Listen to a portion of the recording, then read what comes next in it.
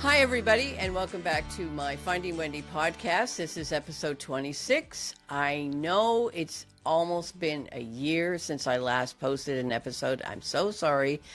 And honestly, I've missed this space actually, but today I feel like it's a perfect day to come back because today, March 20th, 2026, I'm celebrating my 8-year bariatric surgiversary. Yep, 8 years. Where has time gone? And if you're in the bariatric world, you know this isn't just an anniversary, it's a milestone, it's a rebirth, it's a commitment. So today I wanted to take you on a short journey, my journey of where I started, where I am now, and everything in between, because this story isn't just about weight loss. It's about resilience, identity, pain, growth, and ultimately finding Wendy. Dearest gentle reader, did you miss me? So, March 20th, 2018, I had my surgery weighing 450 pounds at Toronto Western Hospital. And now, let me pause there for a moment, because that number carries a lifetime of stories. Years of dieting, years of losing and gaining and losing and gaining, years of feeling like I was living in a body that didn't reflect who I truly was. But that day was the day. This decision has been made, not just to lose weight, but to change my life. So I had gastric sleeve surgery, and I remember thinking, this is it. This is my chance. So everything was going well. The weight was flying off. And fast forward a few months, October 26, 2018, I flew to California to surprise my best friend Bryn for her 50th birthday party. At that point, I had already dropped 200 to 270 pounds, which is 180 pounds gone. So I remember walking through the airport and thinking, is this really me? Did the seatbelt really fit? I didn't need a seatbelt extender. And for the first time in a long time, I felt a lot more freer.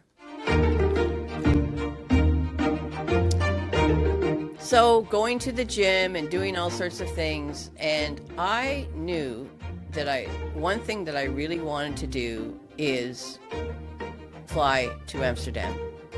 So came July 23rd, 2019, I celebrated my 60th birthday in Amsterdam. I was down to 230 pounds. Remember, I started at 450 pounds. I was down to 230 pounds. That's over 220 pounds lost. So why Amsterdam? Well, Amsterdam is not just a city. It was my second home. And it's where I became a musician in many ways, where I became me.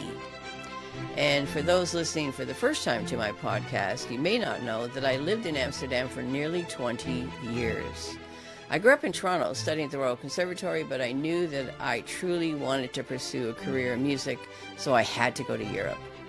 So in 1983, I packed my bags and moved to Amsterdam. I continued my studies there at the Amsterdam Conservatory, and my teacher was Adrian van Woudenberg, principal horn of the Royal Concertgebouw Orchestra of Amsterdam. But it wasn't easy.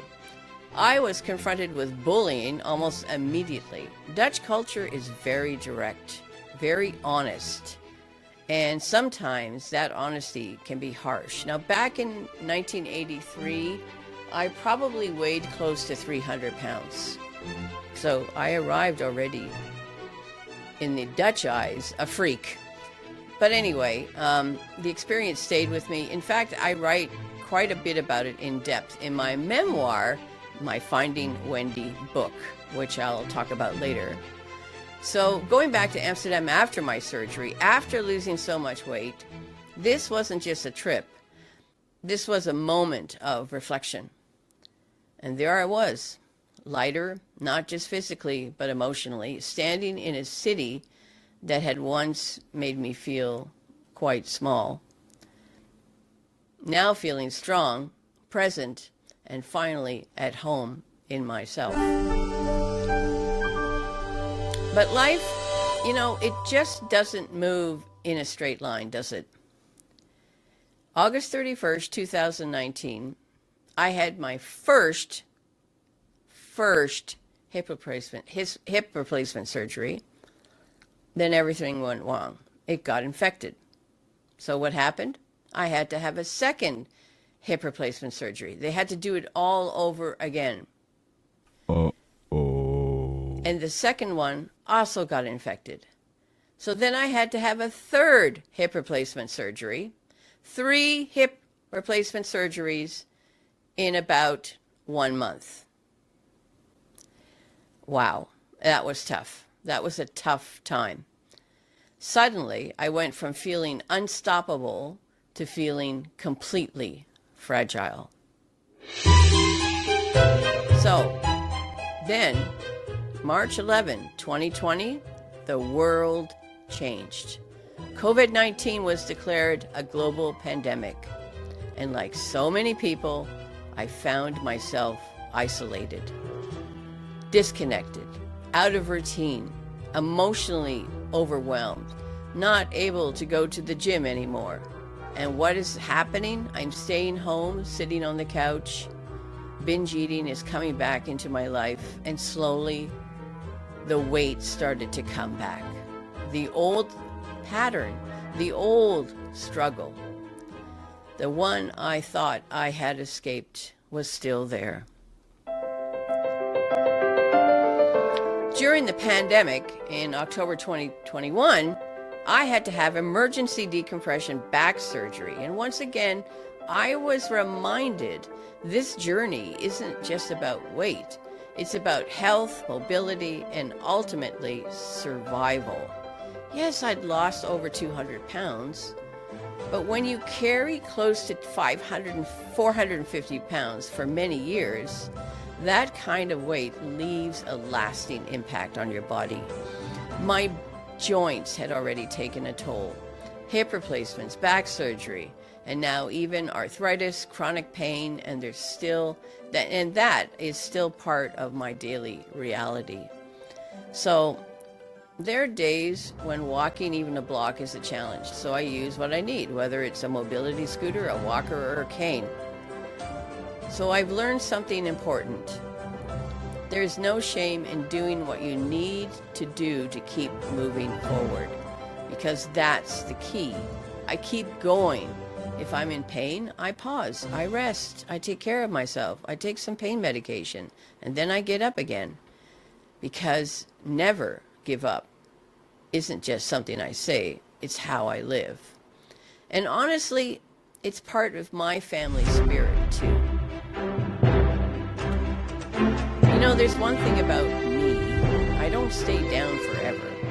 July 2024, something shifted again. I started intermittent fasting. Try that to see if I can lose that weight regain that I had experienced. And at the same time, I started and launched this new Finding Wendy podcast, because I realized something powerful. This isn't about perfection. It's about consistency. It's about showing up, even when it's hard. The intermittent fasting didn't really work out for me. So in August 2025, I added another tool to the tool chest, Ozempic. And around the same time, I published my book, my memoir, Finding Wendy. That moment meant everything to me, because it wasn't just about weight anymore. It was about my own story. The fact that I could hold up a book and look at this book and say, this is my story, I wrote it down, this is an incredible thing to finish and check off on your bucket list. And I'm feeling really proud that I wrote this book. So I'm here at Mount Sinai Hospital and Indigo Books, and I was very pleased to see a very nice surprise here at the bookstore. And so you guys all know Indigo Books here. And so my book is now front and center, right at the front of the store. Canadian authors, right there. How about that? Isn't that great? So yeah, just a reminder, you can get my book here at Indigo at Mount Sinai Hospital in Toronto, or online on Amazon. So I hope you pick up a copy soon, and thanks for all your support, and have a great day, and stay warm, everybody. There it is, Finding Wendy. I'm still on Ozempic today. So 8 years later, here we are, March 20th. This journey hasn't been perfect. It hasn't been linear, but it has been real. I've lost weight. I regained weight. I had surgeries. I had setbacks. But through it all, I never gave up. And that's the message I want to leave with you today. Never, never give up. Because your journey, whatever it looks like, is still worth fighting for. So thank you so much for being here with me today for my 8-year Surgiversary. This is episode 26 of the Finding Wendy podcast, and I promise you this is just the beginning of a new chapter. I'm back, I'm showing up, and I'm going to certainly present some more episodes soon. So I'm bringing you along for this journey. Oh, and by the way, please buy my book. Please buy my book, Finding Wendy. It's available on Amazon worldwide. So until next time, keep going, keep growing, but not outwards, of course, and keep finding you. Thanks for joining me here today. Bye-bye.